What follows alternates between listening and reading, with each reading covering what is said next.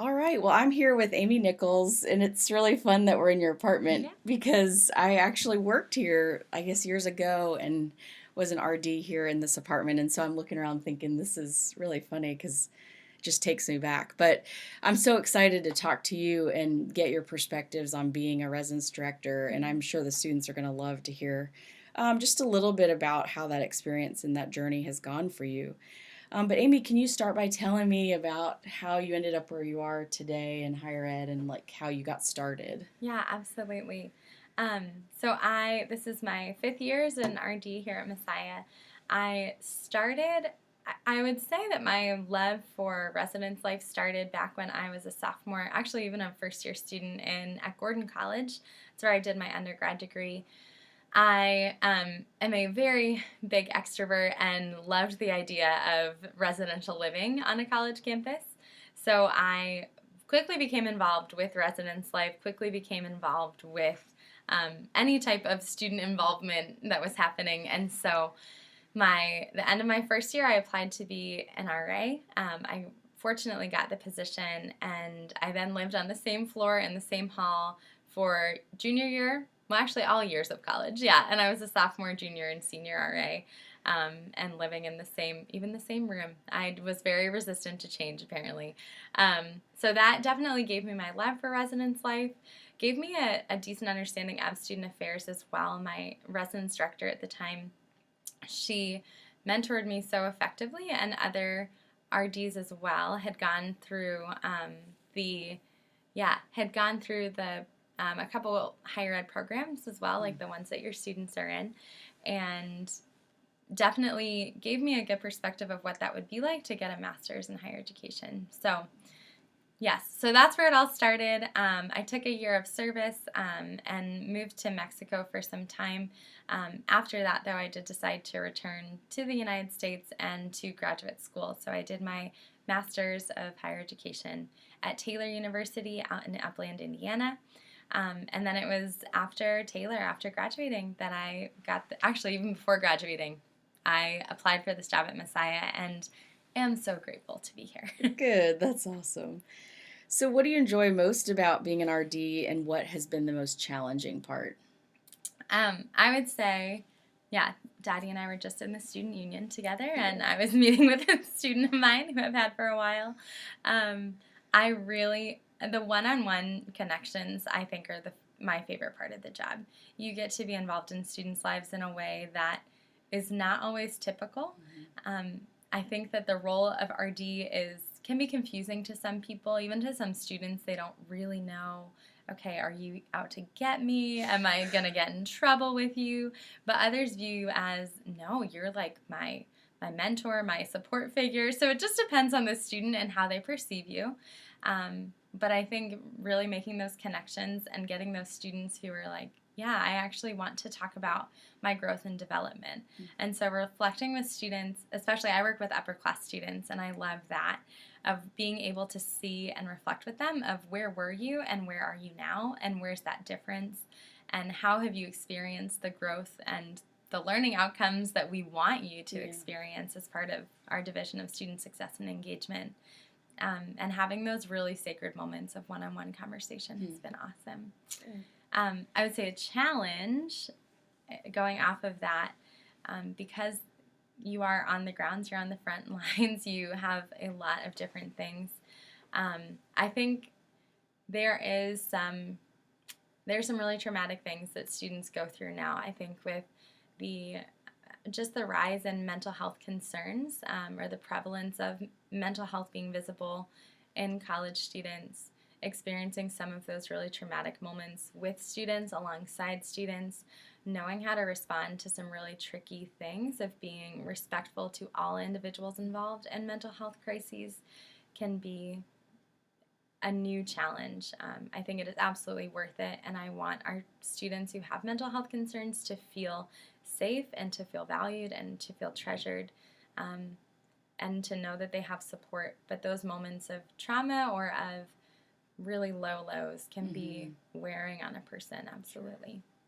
That I'm sure it is. I'm sure that's a big challenge too. So, um, can you talk about what you've learned about supervision through your role, both in supervising others and being supervised? Yeah, absolutely. I think it's an interesting thing as well of being part of a professional residence life staff and then having your student staff that you are responsible for.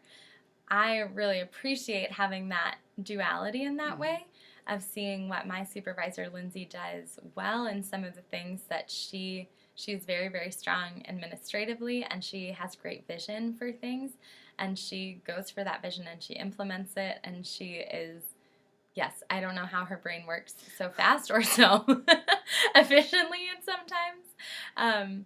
But I think seeing that a supervisor, I think especially within the field of higher education, availability is a huge thing. And so that's maybe a theme that I would say. There have been several times where I have called Lindsay multiple times a week, and it has been a more urgent type of thing. And the trick and the difficulty of supervision, I think, is I know Lindsay has a to-do list as long as my arm, and that stuff needs to get done. But in the world of residence life, in the world of higher education, of student affairs, knowing that tyranny of the urgent is often, it rules, for lack of a better word. It is a thing that we need to respond to. There are just going to be some student crises that happen, and you need to drop everything and attend to them. I think then for myself as well, there are moments where I feel really productive in the office. I'm getting a lot of work done. I'm getting some of those projects knocked off. And knowing that for my supervisees, my RAs, there are going to be times where I do need to drop things and be with them and be present and available. And there can be, depending on how you are crafted as an individual, depending on your strengths, if you're task-oriented or relationship-oriented, I think that's the interesting thing in my world, at least, is knowing how to be both and knowing when to be both. And that is a challenge, but also a really good lesson that I've learned in being supervised and supervising. Oh, good. Good. All right, let's see here. Amy, can you talk a little bit about like who outside of your colleagues in residence life you partner with to accomplish the work you do?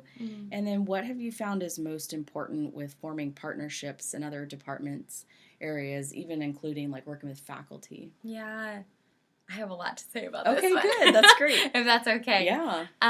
So we have, as I'm sure Dottie is aware, but we have a Monday morning meeting called Touching Base.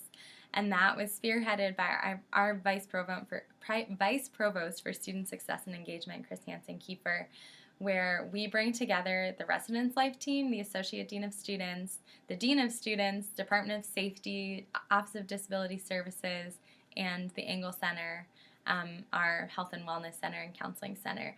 And we all come together and we debrief the week on call. We talk about the situations, the crises, the impending student situations that we need to address, and we all come together so that we can have clarity and consistency on how we handle some of these more delicate situations.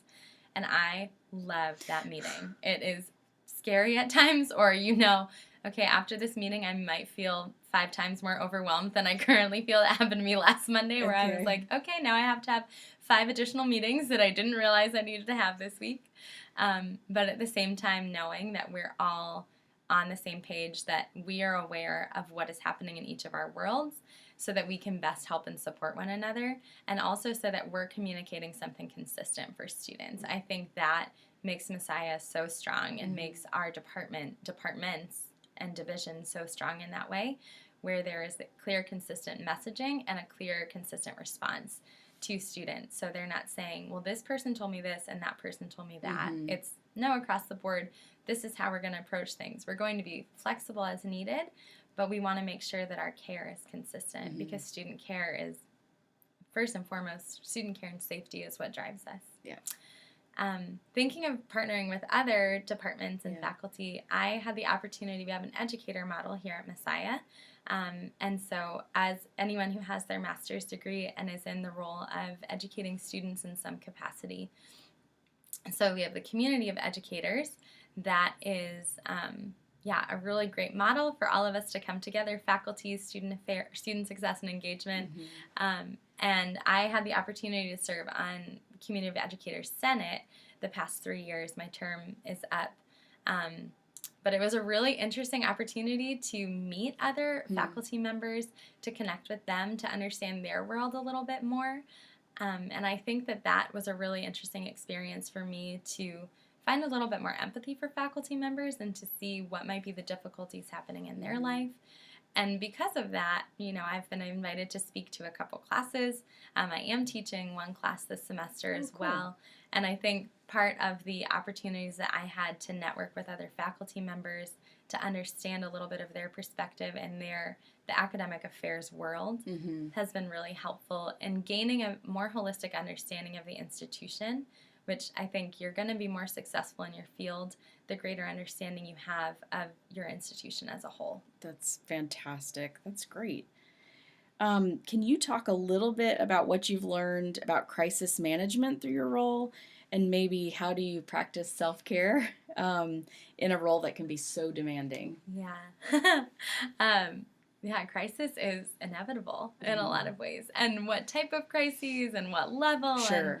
Yeah, absolutely. I think that prioritization is something that after a certain amount of times and after a certain amount of experiences, you start to understand. At times, this is going to sound bad, but you can feel desensitized to some things. When you get a call, when we have our RD on-call system, and you get a call about suicidal ideation, you can often feel desensitized to that because we easily get a call a week about a student who's feeling suicidal. And so knowing, okay, what's imminent risk? Do they have a plan for the night? Do they not? Do they have a lethal means of planning to cause harm to themselves? Asking some of those questions are very delicate questions, but you need to ask them. You need to kind of have bravery in that moment to ask the difficult questions and to place yourself in some uncomfortable situations, because the RAs who are calling us are depending on us to bring that clarity and to bring that direction to a situation. I would say with some of the larger scale crises that I've had in my buildings as well, communication is absolutely key. And that's something I really appreciate that we do at Messiah, is that we have an RD on call. We have an on-consult on call, an administrator that we can call at any time, 24/7. We have a nurse on call. We have a counselor on call. We have so many different people and resources who are willing to help us. And the more effective, thinking of one situation in particular, one of our larger scale crises that happened, everyone needed to be involved. And we had a meeting the next day to debrief, okay, how did this go? How did we communicate in this way? What were the holes in our communication? Where should we have just sent someone to campus? Where should we have refrained from that? And I think that debriefing in crisis management is really critical. Sure. And in the moment, knowing, okay, in my role, how am I prioritizing? Who needs to be called? Who needs to be involved? What do I need to say? What do we need to do to get care and help for this student in this present moment? So yeah, prioritization and communication. That's awesome. Huge lessons. And self-care in that way. Yeah, yes. Self-care. I think that all of us have different boundaries, at least in residence life. I know that as an extrovert, I have different boundaries than some of my more introverted colleagues, and that's not bad or wrong. That's just different. And so for me, I will often feel recharged. I know that after maybe a long week on call or having, working multiple nights a week, it is imperative that I get off campus, that I go out to dinner with some friends, that as much as I love students, that I'm not surrounded by students for that night. Yeah. And so I think getting that change of pace is really helpful. Also, we have 10-month contracts, and so I remember talking with our vice provost at one time, and she knows that it's May 31st and I'm probably flying somewhere. I'm usually going back to Mexico going home. I'm getting a change of scene, different atmosphere. And I think utilizing your summer well, for me, that means going to see friends and family that I have not seen in a while and getting off campus. That is how I feel rejuvenated.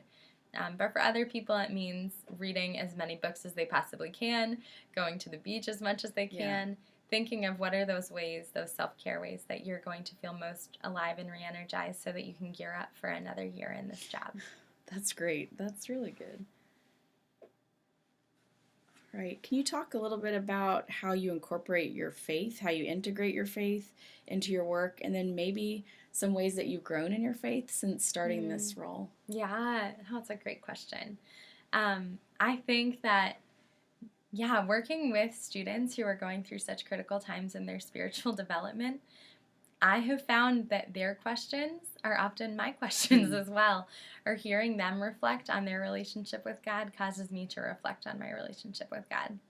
And even though I'm still present in the moment and truly listening to them and reflecting with them, it is really humbling to hear their thoughts and reflections, and what I think how the Lord uses that to prompt me in my own reflection. So I think I always ask the student what their comfort level is in talking about issues of faith and spirituality. But I work with a large sophomore population, and that's when they take a class at Messiah called Encountering the Bible that often poses a lot of difficult questions for students in their own faith and how they interpret the Bible and how they understand Christianity. And there can be a lot of faith crises that happen. I've had students sit here and say, yeah, I don't know if I believe in God anymore. I think I might call myself agnostic. How can God do this? What about this sort of suffering that's happening in the world? And I think it's really important to listen. I think oftentimes as I welcome those questions and think about those questions, I know this sounds cliche, but I do think, like, well, what would Jesus do? Like, how would Jesus respond to this?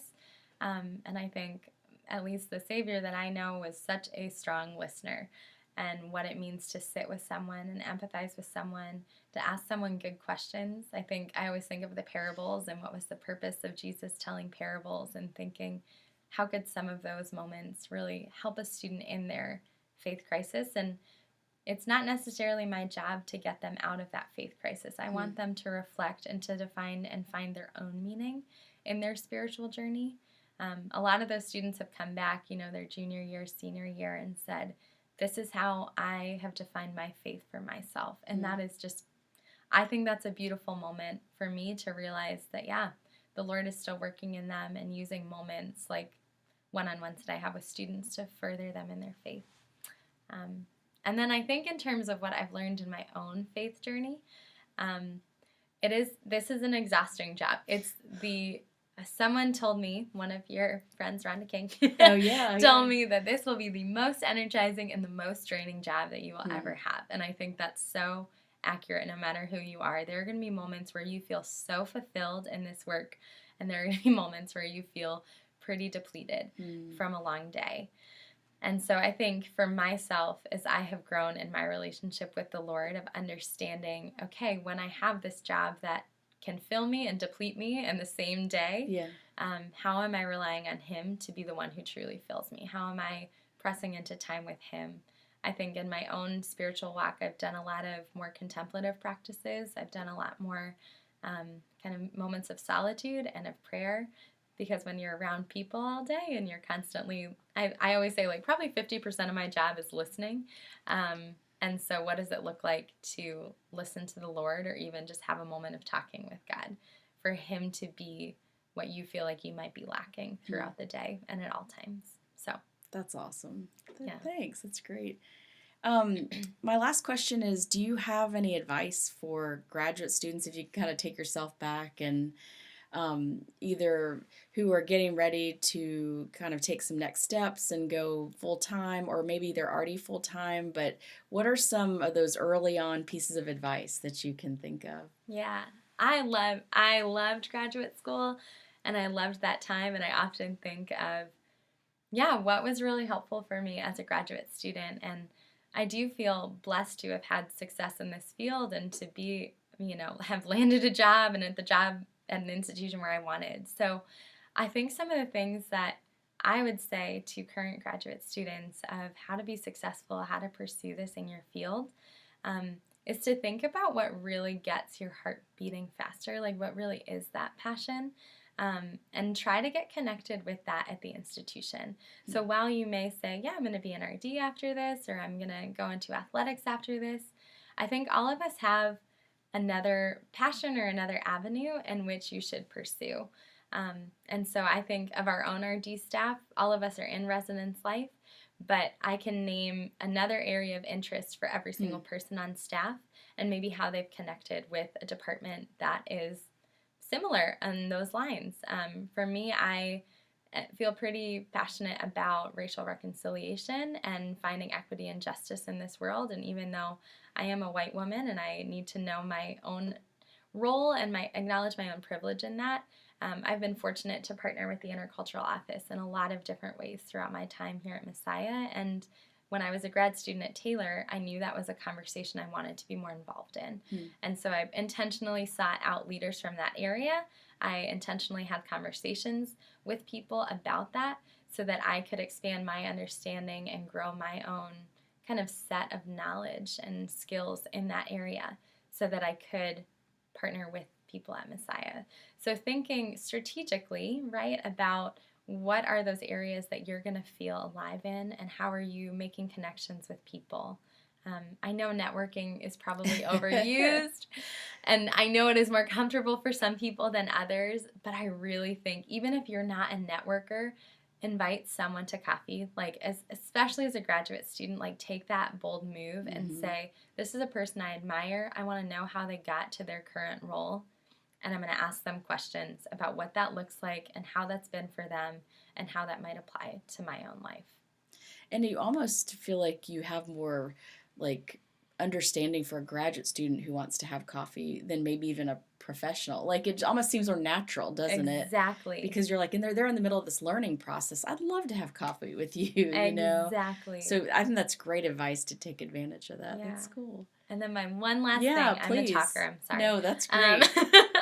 Is that I think we read a book it was written in like 1987. It's Birnbaum's How Colleges Work. Oh, yeah. Yeah. Yeah. And that is a super old book, but it has been so influential in the way that I view higher education in general.